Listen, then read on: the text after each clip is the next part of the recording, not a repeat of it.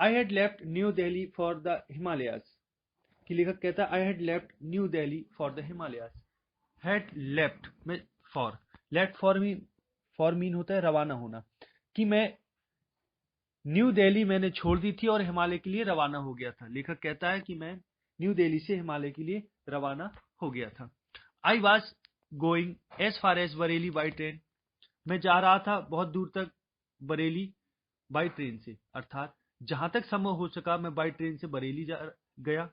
And then by car to Ranikhet, और फिर car से रानीखेत गया, और रानीखेत के आगे डैश लगा है, इसका मतलब रानीखेत के बारे में बताया जा रहा है।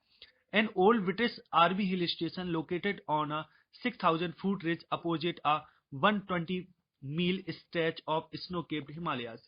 कि जो रानीखेत है एक पुरानी ब्रिटिश छावनी है, जो आर्मी की छावनी है, और हिल स्टेशन भी है, लोकेटेड है जो स्थित है ऑन 6,000 फूट रिज, एक 6,000 फुट की जो लंबी कतार है, रिज है, opposite a 120 mile stretch of snow के कैप्ड हिमालय, यानी स्नो कैप्ड बर्फ से ढके हुए हिमालय का जो 120 मील लंबा जो विस्तार है उसके सामने या उसके अपोजिट जो 6,000 फुट की जो एक लंबी पहाड़ी कतार है, एक ब्रिटिश ओल्ड छावनी स्टेशन है रानीखेत।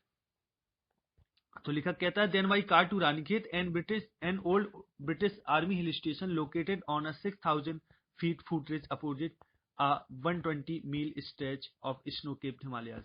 कि मैं फिर कार से रानीखेत गया, जो एक old British army hill station है जो 120 मील लंबे बर्फ से ढके हुए हिमालय के सामने 6,000 फीट लंबी कतार पर स्थित है, पहाड़ी कतार पर। रिज मीन होता है पहाड़ी की कतार। The train was slow and it stopped at all the way station, जो ट्रेन थी बहुत स्लो थी, एंड इट स्टॉप ये रुकती थी, at all the way station, way station अर्थात जो भी रास्ते में स्टेशन पड़ते थे उन सब स्टेशन पर ये रुकती थी। At every stop I song open the door of my compartment and walked the platform. लेखक कहता है एट एवरी स्टॉप, प्रत्येक स्टॉप पर, आई सॉन्ग ओपन मैं झटके से खोलता था, the door of my compartment मैं अपने डब्बे के, अर्थात ट्रेन में लेखक बैठा है उसके कंपार्टमेंट के दरवाजे को वो खोलता था। एंड वॉकड द प्लेटफॉर्म, और लेखक प्लेटफॉर्म पर उतरता। लेखक कहता है कि मैं प्रत्येक स्टॉप पर कंपार्टमेंट के दरवाजे को खोलता था और वॉक द प्लेटफॉर्म, और प्लेटफॉर्म पर टहलता था। आगे लेखक कहते हैं the platform were packed with people, अब पीपल के आगे डैश लगा है, इसका मतलब पीपल अब कौन कौन से उनका वर्णन हो रहा है। Six Muslims, Hindus, soldiers, merchants, priest, porters, beggars, hawkers, full stop. कि जो लोग थे, the platform were packed with mean होता है भरा हुआ होना, पैक्ड विद पीपल, जो प्लेटफॉर्म्स थे वो लोगों से भरे हुए थे, जिनमें किन किन लोगों से भरे हुए थे, जिनमें सिख थे, मुस्लिम थे, हिंदू थे, सोल्जर सिपाही थे, मर्चेंट व्यापारी थे, प्रीस्ट पुजारी थे, पोर्टर कुली थे, बेगर्स भिखारी थे, हॉकर्स फेरी वाले थे। ये सब लोगों से प्लेटफॉर्म भरे हुए थे। Almost every one was barefoot and dressed in loose white garments, almost लगभग, एवरी वन प्रत्येक व्यक्ति, वॉज वेयरफुट नंगे पैर था, and dressed in loose white garments और सफेद ढीले ढाले कपड़े में, ड्रेस्ड इन था अर्थात सुसज्जित था, ये कपड़े वो पहने हुए थे। I would ask at least 3 people before I could find one who spoke English. I would ask, लेखक कहता है कि मैं पूछता था। अब वुड का यूज हम आदत के लिए करते हैं, जब कोई आदत होती है भूतकाल की तो उसके लिए वुड का यूज होता है। तो I would ask at least 3 people, मैं कम से कम 3 लोगों से बात करता था, एट लीस्ट मतलब कम से कम, बिफोर इसके पहले कि आई कुड फाइंड कि मैं एक व्यक्ति को पता लगा सकूं, उस एक व्यक्ति का, वन हु स्पोक इंग्लिश, कि जो अंग्रेजी बोलना जानता हो। We would talk world affairs and every major topic the news of the day produced. We would talk, हम बात करते थे वर्ल्ड अफेयर्स, सांसारिक मुद्दों पर, एंड एवरी मेजर टॉपिक, और प्रत्येक वो बड़ा टॉपिक, वो विषय, the news of the day produced, कि जो उस दिन के समाचार में प्रकाशित होता था। प्रोड्यूस्ड मीन होता है प्रकाशित होना। तो लेखक कहता है मैं और वो पर्सन जो इंग्लिश जानता था, हम दोनों उस बात बर्ड अफेयर्स पर, और प्रत्येक वो बड़ा टॉपिक जो उस दिन के समाचार पत्र में प्रकाशित होता था उस पर हम बात करते थे। इन दिस वे, इस तरीके से I was trying to get a feel of the pulse of the nation, checking opinions against official attitudes and reports.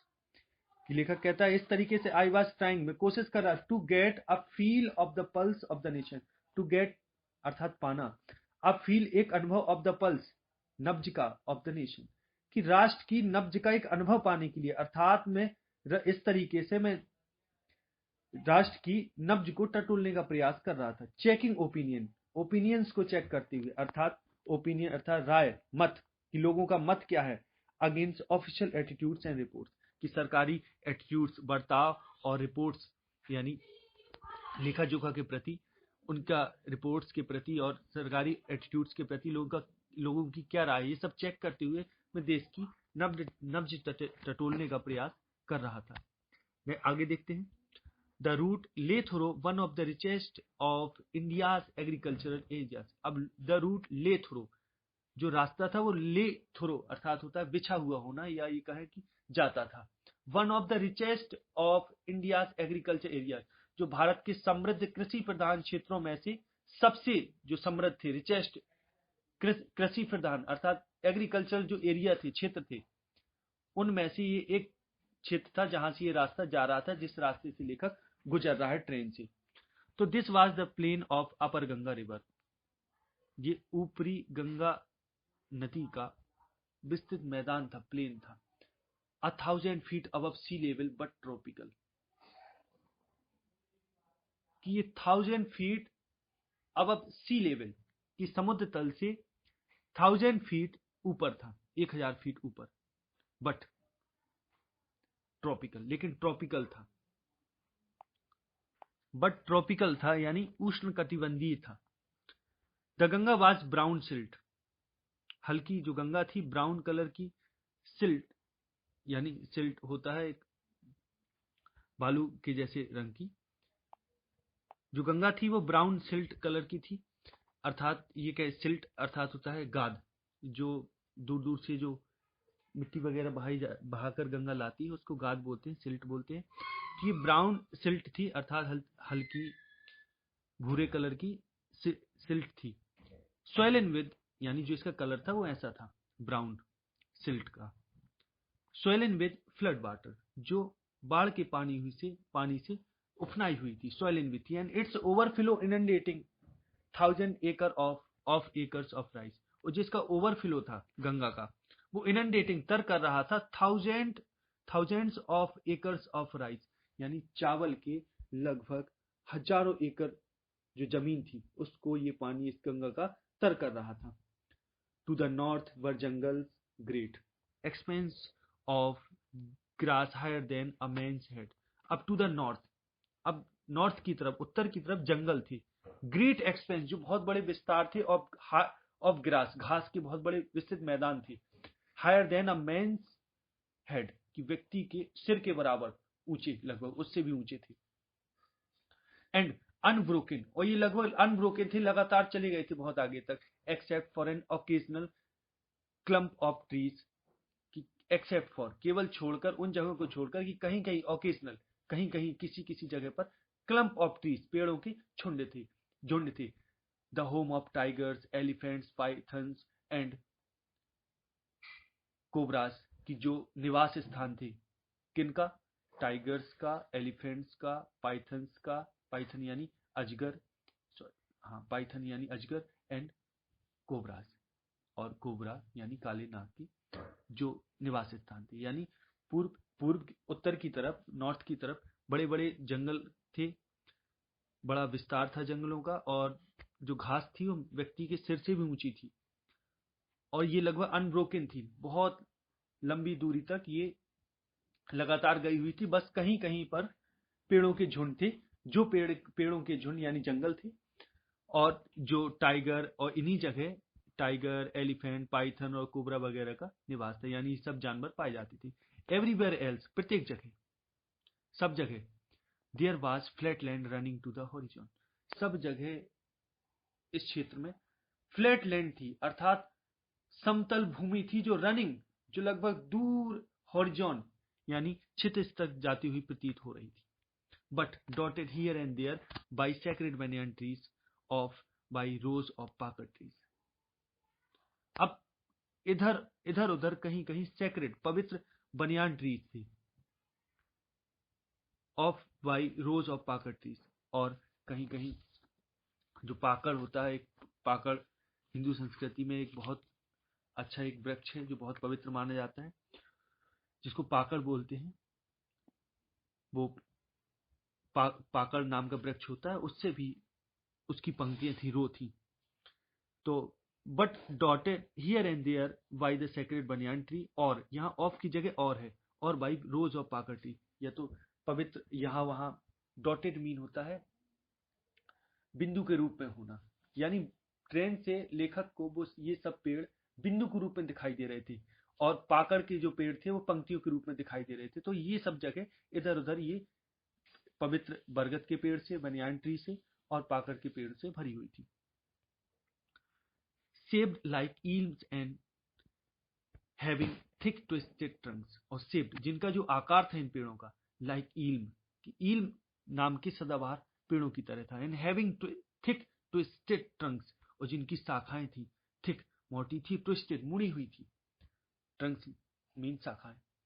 इन पेड़ों की शाखाएं जो इल्म जैसे आकार के दिखते थे, और जो इनकी शाखाएं थी वो मुड़ी हुई थी, मोटी शाखाएं थी।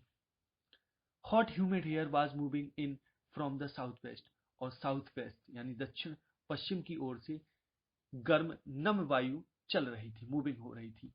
Monkeys, some of them mothers with babies clinging to them and riding underneath swung of trees at the station looking for food। कि लेखक कहता है monkeys, अब जो बंदर थे, some of them mothers, उनमें से कुछ माएँ थी, with babies clinging to them, जो अपने बच्चों के साथ थी, जो बच्चे उनसे चिपके हुए थे, clinging to them, उनसे। अब जो बंदर के जो बच्चे होते हैं, बंदरिया के बच्चे, वो बच्चे बंदरिया के पेट में चिपके होते हैं, लिपट जाते हैं, तो वैसे ही वो जो बच्चे थे वो वैसे ही इसमें इनके पेट से चिपके हुए थे। एंड राइडिंग अंडरनीथ, और नीचे सवारी कर रहे थे, यहाँ ऊपर सवारी नहीं कर रहे, नीचे अर्थात नीचे चिपके हुए थे, अंडरनीथ अर्थात नीचे। सॉन्ग ऑफ, जो झूल रहे थे, ट्रीज जो पेड़ों से झूल रहे थे, at the station looking for food, station पर जो पेड़ लगे थे उन पर झूल रहे थे, लुकिंग फॉर फूड, भोजन की तलाश में। कि अब जो बंदर थे उनमें जो कुछ माएँ थी वे अपने बच्चों के साथ थी, बच्चे उनकी पेट से चिपके हुए थे, और जो पेड़ों पर झूल रही थी जो माएँ, भोजन की तलाश में। The villages we passed had walls made of mud mixed with water and cow dung. अब द विलेजेस बी पास्ट, अब वे गांव जहां से हम गुजरे। अब लेखक ने यहाँ आई नहीं कहा, वी कहा। वी कहने का अर्थ है अब ट्रेन में बहुत सारे यात्री होंगी, सबको सम्मिलित रूप से कह दिया कि जहां से हम गुजरे, हेड वॉल्स, उन घरों की जो गांव की जो दीवारें थी, मेड ऑफ मड, की मिट्टी की बनी हुई थी, mixed with water and cow dung, जिसमें पानी एंड काउडंग यानी गोबर मिक्स था, इनकी बनी हुई ये दीवारें थी। दे आर पीक्ड रूफ, जो इनकी पीक चोटी जैसी जो छतें थी, बर्थेस्ट, वो छबी हुई थी, बंडल्स ऑफ ग्रास, घास के बंडलों से, टाइड टू बैम्बू पोल्स, जिनमें जो बैम्बू पोल्स यानी बांस के लट्ठों से जो बंधी हुई थी, टाइट थी। स्ट्रेच अक्रॉस द राफ्टर, जो बल्लियों के सहारे फैली हुई थी, स्ट्रेच थी, विस्तार था जिनका। तो that day the pumpkin vines that grew over them, अब जो पम्पकिन, कद्दू की जो बेलें, जो लताएं थी, जो उनके ऊपर उगी हुई थी, उन घरों छप्पर के ऊपर, वर इन ब्लूम, वो फूल में थी। इन ब्लूम अर्थात होता है उनमें फूल खिले हुए थे। ट्रेलिंग स्टीप ऑफ येलो, और जो भी लटकती हुई, ट्रेलिंग स्टिक्स, जो धारियां थी उन्हीं बेलों की, ऑफ येलो, बर ऑफ येलो, पीले कलर की, पीले रंग की, ओवर ड्रेप बॉल्स, वो मटमैली दीवारों पर लटकी हुई थी, उन पर फूल खिले हुए थे और भी लटकी हुई थी। At one station my routine of talking with the people was interrupted. कि लेखक कहता है एट वन स्टेशन, एक स्टेशन पर, माई रूटीन ऑफ टॉकिंग, मेरी बात करने का क्रम या सिलसिला, विद द पीपल, लोगों के साथ, वाज इंटरप्टेड, बाधित हो गया। इंटरप्टेड अर्थात बाधित हो जाना। एज सून एज आई अलाइटेड, जैसे ही मैं उतरा, a group of young children gathered around me, a group of young children, छोटे बच्चों का एक ग्रुप, गैदर्ड अराउंड मी, मेरे चारों ओर इकट्ठा हो गया। दे वर सेलिंग बास्केट, वे टोकरी बेच रहे थे। हैंड वुवन, जो हाथ की बनी हुई थी, हैंड वुवन थी। रीड बास्केट, सरकंडे की बनी हुई टोकरियां थी। With simple design and pattern, कि जिन पर साधारण सी डिजाइन और पैटर्न यानी तरीके बने हुए थे। यानी विभिन्न प्रकार पैटर्न अर्थात होता है तमाम तरीके, अच्छी अच्छी डिजाइन बनी हुई थी। दे हेल्ड द बास्केट हाई, टोकरियों को ऊंचा उठाए हुए थे यानी सिर पर रखे हुए थे। साउटिंग वर्ड्स, और शब्दों को कुछ शब्द कह रहे थे, चिल्ला रहे थे। आई डिड नॉट नो, लेखक कहता है मुझे समझ में नहीं आया, मैं नहीं जान पाया। बट लेकिन कन्वेइंग अनमिस्टेकेबली देयर डिजायर, शायद वो निश्चय ही लेकिन कन्वे कर रहे थे, मैसेज दे रहे थे। अनमिस्टेकेबली यानी बिना किसी गलती के, शायद वे अपनी इच्छा कह रहे थे। देयर डिजायर, डिजायर अर्थात इच्छा, कि वे अपनी टोकरियों को ऊपर उठाए थे, कुछ वर्ड्स चिल्ला रहे थे। हालांकि लेखक कहता है उन शब्दों को तो मैं नहीं जानता, लेकिन निश्चित रूप से बिना गलती करे वो अपनी इच्छा को मैसेज कर रहे थे, यानी कन्वे कर रहे थे, पहुंचा रहे थे मुझ तक। दीज वर रिफ्यूजी चिल्ड्रन, ये बच्चे शरणार्थी बच्चे थे, रिफ्यूजी थे। When partition between India and Pakistan was decreed, कि जब पार्टीशन यानी बंटवारा between India and Pakistan, Bharat और पाकिस्तान के बीच, वाज डिक्रीड घोषित हुआ। Hundreds of thousand of people, कि hundreds of thousand of people, हजारों लोग, pulled up their roots, pulled up their roots, अपनी उनकी जड़ें, पुल्ड अप देयर रूट्स अर्थात लेफ्ट देयर ओल्ड होम्स, यानी उन्होंने अपने पुराने निवास स्थान को छोड़ दिया था, उन्होंने अपनी जड़ों को छोड़ दिया था, खींच लिया था, या उनकी जड़ें उनसे छीन ली गई थी। यानी कहने का मतलब है जो उनके पुराने घर थे वहां से उनको निकाल दिए गए थे। एंड चेंज देयर रेजिडेंसेस, और उन्होंने अपनी रेजिडेंसेस अर्थात निवास स्थान को बदल लिया था। Hundreds of thousand of people, सैकड़ों हजार लोग, तो 9 million people left Pakistan and came to India, कि 9 मिलियन पीपल, 90 लाख लोग पाकिस्तान, 90 लाख लोगों ने पाकिस्तान छोड़ा, एंड केम टू इंडिया और भारत आए। Driven by the fear of religious fanaticism, जो हाके गए थे फियर ऑफ, भय के कारण, रिलीजियस फेनेटिसिज्म धार्मिक कट्टरता, फेनेटिसिज्म मतलब धार्मिक कट्टरता, फेनेटिसिज्म अर्थात होता है कट्टरता, और रिलीजियस अर्थात धार्मिक, की धार्मिक कट्टरता के चलते जो भय के कारण वहां से हाके गए थे, ड्राइव इन किए गए थे। They were poor people to start with, अभी बेचारे गरीब थे जब उन्होंने स्टार्ट की यात्रा वहां से चलना। दे वर पुअरर, वे गरीब होते गए। As they began to their long trek, कि जैसे ही उन्होंने, they began their long trek, उन्होंने अपनी लंबी यात्रा जब शुरू की पाकिस्तान से इंडिया के लिए, तो वे और गरीब होते गए। ट्रैक अर्थात होता है यात्रा। For all they could carry, अब चूंकि ऑल दे कुड कैरी, अब जो कुछ भी वे ले जा सकते थे, was a bit of food, कि थोड़ा सा भोजन था, बिट ऑफ फूड थोड़ा सा भोजन, एंड अ फ्यू बिलोंगिंग्स और थोड़ा सा सामान। कि अब जब पाकिस्तान और भारत के बीच जब बंटवारा घोषित हुआ तो कई लोगों ने अपनी जड़ें, कई लोगों की जड़ें उखाड़ दी गई, कि सैकड़ों लोग घर से बेघर हो गए, उन्होंने अपने निवास स्थान बदल लिए। लगभग 90 लाख लोग, सैकड़ों हजार लोग अर्थात 90 लाख लोग पाकिस्तान छोड़कर भारत आए, धार्मिक कट्टरता के भय के कारण। वे चूंकि गरीब थे जब वे चले, और वे और गरीब होते गए जब उन्होंने अपनी इतनी लंबी यात्रा शुरू की। अब जो भी चूंकि वे अपने साथ ला सकते थे वो थोड़ा सा भोजन था और कुछ सामान था। सून दे वर आउट ऑफ फूड, और शीघ्र ही वे भोजन रहित हो गए, आउट ऑफ फूड हो गए। अब फ्यू डेज आफ्टर, कुछ दिनों बाद, दे स्टार्टेड, जब वे चले तो they began to fall by the wayside from the weakness of hunger and died where they fell. कि लेखक कहता है अ फ्यू डेज आफ्टर, कुछ दिनों बाद, दे स्टार्टेड, जब वे चले, उनके चलने के कुछ दिनों बाद, दे बिगेन टू फॉल, उन्होंने गिरना शुरू कर दिया अर्थात गिरने लगी। बाय द वे साइड, सड़क के किनारे, from the weakness of hunger, भूख की कमजोरी के कारण, वीकनेस के कारण, हंगर अर्थात भूख, कि भूख की कमजोरी के कारण वे किनारे ही सड़क के गिरने लगे। And died where they fell, और वे मर गए जहां वे गिरे। The children selling basket were sons and daughters of these refugees. अब जो बच्चे टोकरियां बेच रहे थे were sons and daughter of these refugees, वो इन शरणार्थियों के लड़के और लड़कियां थी, यानी सन्स थे और डॉटर्स थी। जो बच्चे टोकरियां बेच रहे थे वे जो भारत में जो शरणार्थी आए थे पाकिस्तान से, उनके ही लड़के और लड़कियां थी। दे और देयर पेरेंट्स और relatives had gathered in the cities, setting up stalls, manufacturing simple articles, trying to make a living in markets already overcrowded। कि लेखक कहता है दे और देयर पेरेंट्स और रिलेटिव्स, वे यानी वे बच्चे या उनके पेरेंट्स और रिलेटिव्स या उनके रिश्तेदार हैड गैदर्ड इकट्ठे हो चुके थे इन सिटी शहरों में, अर्थात शहरों में फैल गए थे।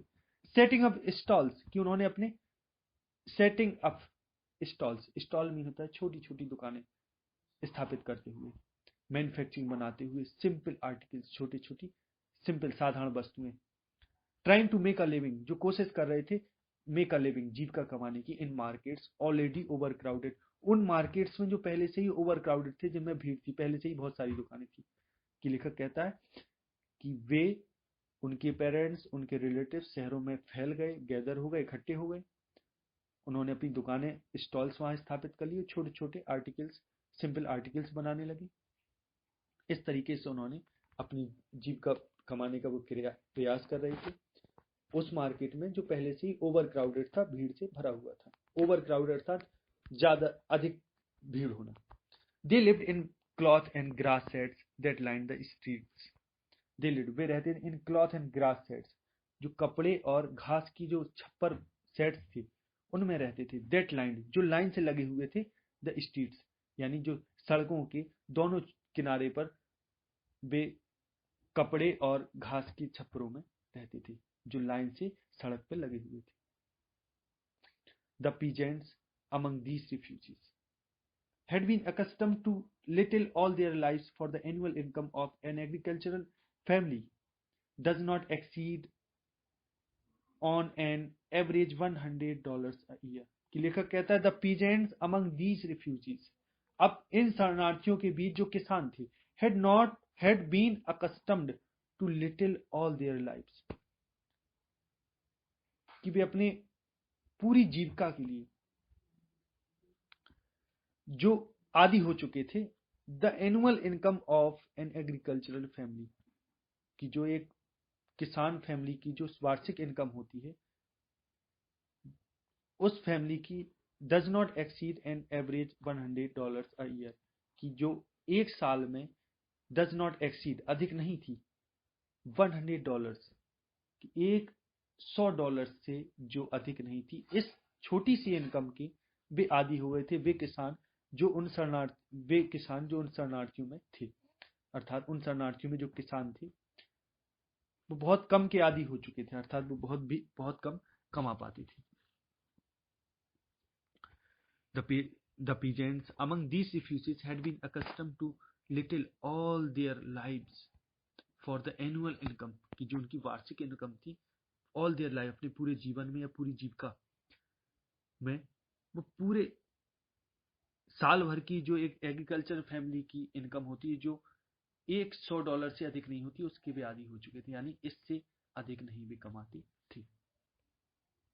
The average unskilled labourer makes 30 cents a day, जो एवरेज अनस्किल्ड अकुशल जो मजदूर थे, मेक्स मजदूर व्यक्ति होता था, वो कमाता था 30 सेंट्स अ डे, एक दिन में 30 सेंट, और लेस देन $2 अ वीक, या एक हफ्ते में $2 से कम, less.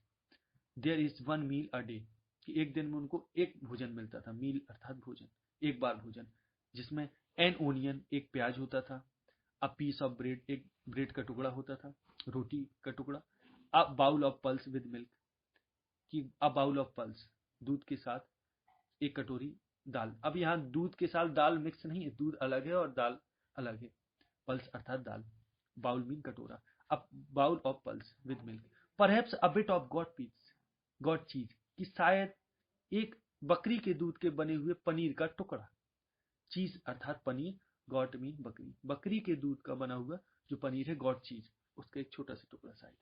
No tea, no coffee, no fat, no sweet, no meat, कि ना ही कोई टी चाय, ना कॉफी, ना कोई फैट, ना स्वीट्स, ना ही कोई मीट, ना मिठाई ना मीट मांस। $100 a year is not $2 a week, कि एक साल में $100 इज नॉट $2 अ वीक, एक हफ्ते में $2 भी नहीं।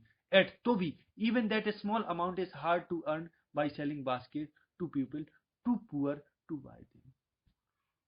तो भी even that small amount is hard to earn, यहां तक कि वो स्मॉल अमाउंट भी उनके लिए हार्ड, कठिन था टू अर्न, कमाने के लिए।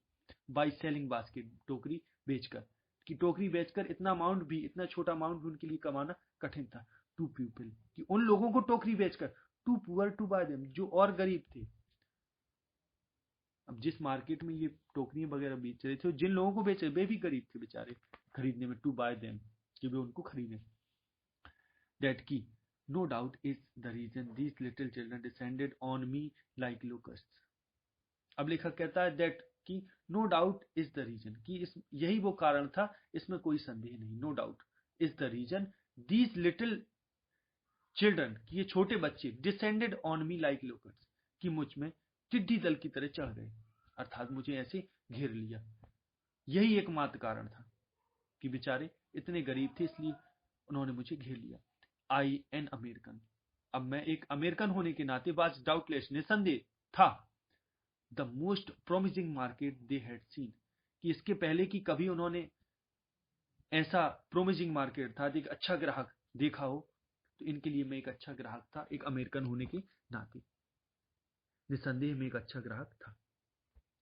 आई bought one tiny basket for, आगे लेखक कहता है, I bought one tiny basket for a few annas, कि मैंने एक छोटी सी बास्केट, टीनी अर्थात छोटी सी बास्केट, कुछ आने में खरीदी।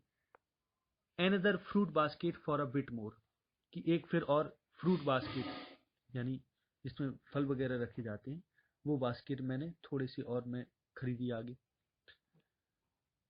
फिर आगे कहता है लेखक, a beautiful waste paper basket for a rupee, कि मैंने एक सुंदर सी वेस्ट पेपर, यानी जिसमें वेस्ट पेपर, खराब सामान वगैरह रखा जाता है, रद्दी वगैरह कागज रखा जाता है, उसके लिए ₹1 मैंने एक और बास्केट खरीद ली। A lovely sieving basket for a rupee, और एक सुंदर सिलाई का सामान रखने वाली शीविंग बास्केट मैंने ₹1 में खरीद ली। आगे कहता है, a few pence for an anna आना और अ 2 पीस, कि फिर मैंने अ फ्यू फेंस, कि कुछ पंखे, फॉर अ आना और 2, कि एक एक दो दो आने के, एक या दो आने के, जो पर आने में आते थे पंखे के हिसाब से मैंने कुछ थोड़े पंखे खरीदे। माई आर्म्स वर फिल्ड, मेरे हाथ भर गए थे। And I had not spend 50 cents, और मैंने 50 सेंट्स भी नहीं खर्च किए थे। The children passed in shouting their wares, अब बच्चे अपने सामान बेचते हुए आते चले गए, अपने सामान बेचते हुए, अर्थात shouting their wares, shouting mean चिल्लाना, और देयर वेयर्स, वेयर्स मीन सामान, यानी माल। तो the children passed in shouting their wares, कि बच्चे अपने सामान की आवाज लगाते हुए, यानी सामान बेचने के लिए जो आवाज लगाई जाती है, वो आवाज लगाते हुए बच्चे आते चले गए, पास इन होते गए। I was a prisoner completely surrounded, मैं पूरी तरह एक कैदी था, कंप्लीटली, जो पूरी तरह घिरा हुआ था। अनएबल टू मूव, कि मैं चल भी नहीं सकता था, मूव भी नहीं हो सकता, हिल भी नहीं सकता था। The most diligent aggressive vendor was a beautiful girl of 9 right in front of me, कि अब जो सबसे मोस्ट डिलीजेंट, जो सबसे परिश्रमी, जो सबसे अधिक मेहनती थी, एग्रेसिव वेंडर, कि जो बहुत आक्रामक विक्रेता थी, यानी बहुत, ये कह लें कि जोर देकर माल बेचने वाली लड़की थी।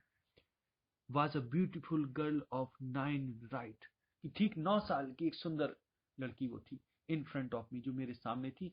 She had a lovely basket with handle, तो उसके पास एक प्यारी बास्केट थी जिसमें हैंडल लगा हुआ था, with handle.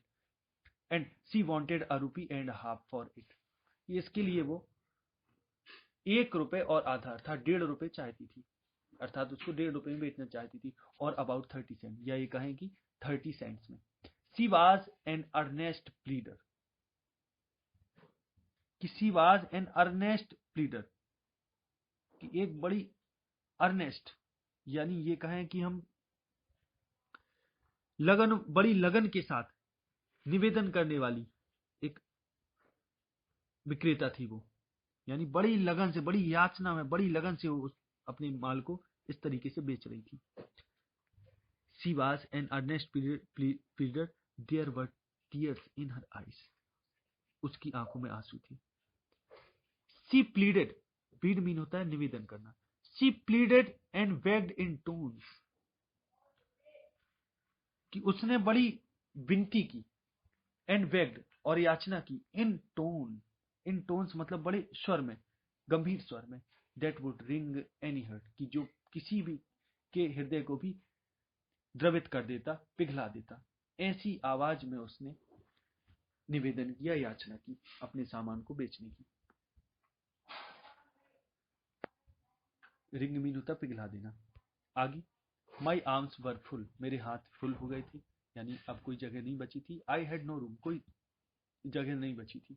Late along any need, कि अब और उस पर कोई और जरूरत। Let along any need, along मतलब साथ, एनी नीड की जिसमें और कुछ जरूरत की, और किसी सामान की जरूरत को स्थान दिया जाए। फॉर एनदर बास्केट, कि आई हैड नो रूम, कि मुझे कोई भी जगह नहीं थी, कि आवश्यकता का तो प्रश्न ही नहीं है, किसी दूसरी टोकरी के लिए मेरे पास कोई स्थान नहीं था। बैलेंसिंग माई बास्केट, अपनी बास्केट को बैलेंस करते हुए। And fans on my left arm, और पंखों को एक अपने बाएं हाथ में मैंने बैलेंस करते हुए, संभालते हुए। I reached into my right pocket, right coat pocket, कि मैं अपनी राइट कोट पॉकेट, यानी राइट कोट पॉकेट का कहने का अर्थ है कि अपनी कोट की राइट साइड में जो पॉकेट थी वहां मैं अपना हाथ पहुंचाया। And got a handful of changes, और वहां से निकाले हैंडफुल, मुट्ठी भर चेंज निकाले। परहैप्स शायद जो थे 15 सेंट्स इन ऑल, कुल मिलाकर, इन ऑल मतलब कुल मिलाकर 15 सेंट्स थे। Which I deposited in the basket, जो मैंने टोकरी में डिपोजिट कर दिए। That the young girl held imploringly before me, कि जो वो लड़की, वो छोटी बच्ची हेल्ड पकड़ी हुई थी, इम्प्लोरिंगली जो बड़े निवेदन करते हुए, बड़े प्रार्थना करते हुए जो मेरे सामने टोकरी को पकड़े हुए खड़ी थी। बिफोर मी, मेरे सामने थी।